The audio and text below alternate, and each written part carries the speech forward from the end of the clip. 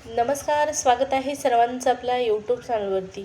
संजय गांधी निराधार अनुदान योजनेच्या लाभार्थ्यांना सर्वप्रथम गुढीपाडव्याच्या खूप खूप खूप शुभेच्छा. पहा, गुढीपाडव्याच्या शुभमुहूर्तावर एप्रिल महिन्याच्या हप्त्यासंदर्भात आपण आजच्या या व्हिडिओच्या माध्यमातून माहिती जाणून घेणार आहोत. एप्रिल हप्ता अपडेट जाणून घेण्यापूर्वी तुम्ही आपल्या चॅनलवर पहिल्यांदा आला असाल, पहिल्यांदा आपला व्हिडिओ पाहत असाल तर नक्की चॅनलला सबस्क्राईब करून ठेवा, कारण संजय गांधी निराधार अनुदान योजनेच्या लाभार्थ्यांना शासनाकडून येणारी सर्व माहिती वेळेवर पाहण्यास मिळण्यासाठी नक्कीच आपल्या चॅनलचा फायदा होणार आहे. सुरुवात करूया व्हिडिओला आणि जाणून घेऊया एप्रिल हप्त्यासंदर्भात अपडेट. पहा, त्या अगोदर मला तुम्ही सांगा, मार्च महिन्याचा हप्ता कोणाकोणाला जमा झाला आहे, कारण बऱ्याच लाभार्थ्यांना मार्च महिन्याचे पैसे आलेले नाहीत अशा कमेंटसुद्धा येत आहेत. पहा, लाभार्थ्यांना आता मार्चचे पैसे आलेले नाहीत, त्यापूर्वी 2-3 महिन्याचे पैसेसुद्धा पेंडिंग आहेत. जवळजवळ जानेवारी महिन्याच्या अगोदरपासूनच हे पैसे आपल्याला माहीत आहे की वेळेवर मिळत नाही. नोव्हेंबर डिसेंबरचे सुद्धा बऱ्याच लाभार्थ्यांना पैसे आलेले नाहीत. जानेवारी महिन्यापासून एकच गोष्ट आपल्याला पाहण्यास मिळाली, ते म्हणजे हप्ता जो आहे तो लवकर जमा होत होता, परंतु मार्च महिन्यामध्ये तीच प्रोसेस आपल्याला पुन्हा पाहण्यास मिळाली. मार्चचा हप्तासुद्धा अपेक्षितपणे 5 ते 6 तारखेला आलेला नाही. 12 तारखेला नोटिफिकेशन आलं, पुन्हा चेंज केलं, पुन्हा वेगळ्याच तारखेला पैसे जमा झाले आणि आता असे लाभार्थी बरेच आहेत ज्यांना मार्च महिन्याचा आणखीनही हप्ता जमा झालेला नाही. आता आपण पाहिलेलं आहे 14 तारखेपासून वितरण प्रत्यक्षामध्ये सुरू होतं आणि 14 पासून 15, 16, 17पर्यंत हे वितरण होणं अपेक्षित होतं. सर्वांना पैसे येणं अपेक्षित होतं, पण बऱ्याच लाभार्थ्यांना आणखीनही पैसे जमा झालेले नाहीत. मग आता सलग 2-3 दिवस सुट्ट्या आलेल्या आहेत. मग हे पैसे लाभार्थ्यांना मिळतील का, हाही एक मोठा प्रश्न आहे. जर पहा, वितरण सुरळीतपणे सुरू राहिलं तर मात्र सोमवारनंतर देखील पैसे येण्याची शक्यता नाकारता येणार नाही. पण असे काही लाभार्थी आहेत ज्यांना 3-4 महिने पैसे आलेले नाहीत. त्यांनी काय करायचं आहे, तुम्ही सरळ तुमच्या तहसील कार्यालयामध्ये जाऊन तुमचं स्टेटस चेक करायचं आहे. तुम्हाला योजनेमध्ये ठेवलेलं आहे की काढून टाकण्यात आलेला आहे, हा सुद्धा महत्त्वाचा मुद्दा आहे. कारण वारंवार तहसील कार्यालयाच्या माध्यमातून लाभार्थ्यांना काही महत्त्वाची माहिती, महत्त्वाच्या सूचना देण्यात येतात, परंतु बरेच लाभार्थी या सूचनांपासून दूर असतात, त्यांना सूचना माहीत नाहीत, त्यामुळे ते लाभार्थी योजनेतून काढून टाकले जातात. आपल्या चॅनलवर संजय गांधी निराधार अनुदान योजनेच्या लाभार्थ्यांना शासनाकडून येणाऱ्या सर्व सूचना पाहण्यास मिळतात, त्यामुळेच मी सांगितलं होतं की सबस्क्राईब करून ठेवा. पहा, आता मार्च महिन्याचे पैसे आलेले नसतील तर स्टेटस चेक करा.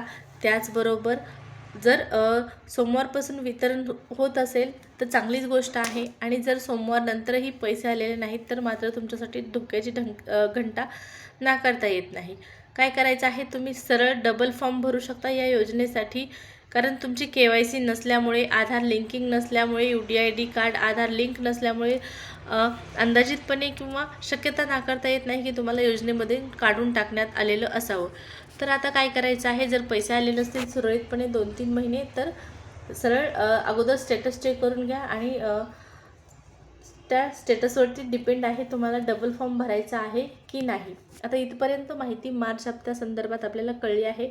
एप्रिल महिन्यासंदर्भात काय माहिती आहे, एप्रिलचा हप्ता काय अपडेट आहे, तर एप्रिल हप्त्यासंदर्भात लाभार्थ्यांना तहसील कार्यालयाच्या माध्यमातून महत्त्वाच्या सूचना जारी करण्यात आलेल्या आहेत. आणि या सूचना काय आहेत, तर पहा, ज्या लाभार्थ्यांचं UDID कार्ड, दिव्यांग जे लाभार्थी आहेत, दिव्यांग लाभार्थ्यांसाठी जो एप्रिल महिन्याचा हप्ता आहे हा सामाजिक न्याय विशेषही विभागांतर्गत आता दिला जाणार नाही, तर सेपरेट दिव्यांग कल्याण विभागाच्या माध्यमातून, दिव्यांग सहाय्यक कल्याण विभागाच्या माध्यमातून हप्ता वितरित केला जाणार आहे दिव्यांग बांधवांना.